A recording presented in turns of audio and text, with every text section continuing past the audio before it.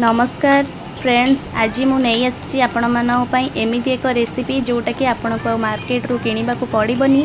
तो आज मु बनैबा जाऊँगी आपण मानक ये जिनसटी देखी मो घरे बिरियानी मसलाटी आपण मैंने केमी प्रस्तुत करेंगे अति सहजरे।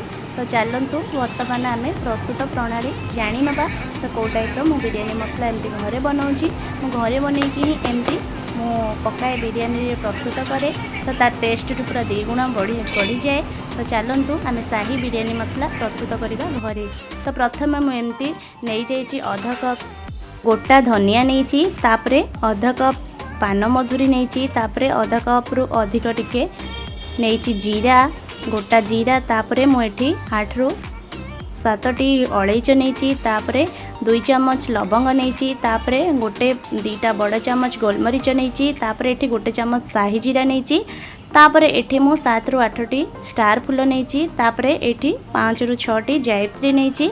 जेहेतु आमर जायफलटी बहुत स्ट्रंग होता है, मु बड़ू अधा खंडे नहीं, तापरे तेजपत्र एमती गुंड कर नहीं, तापरे कलर पाई 3टी काश्मीरी चिली नहीं, तापरे सुखिला लंका नहीं, तापरे मुझे डालचीनी नहीं, तापरे 8 रु 10टी गुजराती नहीं, ताकू एबे भल भाव में मुझे फ्राए कर नेली।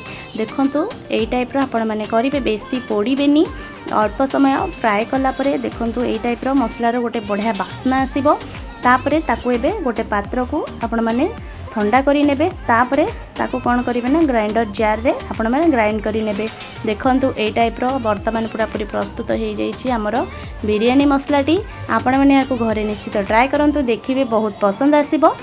मु तो एटा कला परे आ मार्केट रू जमा भी किणु नहीं। लास्ट रे ताधरे आपण माने टिके हळदी गुंडा आउ टिके काश्मीरी चिल्ली पकई कलर पाई ताक भल भाव में गोलई नियंतु। वर्तमान पूरा पूरी रेडी हो गला। आउ एटा निश्चित ट्राए करी मते कमेंट सेक्शन में जणातु आर केमिति टेस्ट रे रहूची। पुणी थर नहीं आसीबी न्यू रेसिपी। से पर्यंत रहिली। जय जगन्नाथ।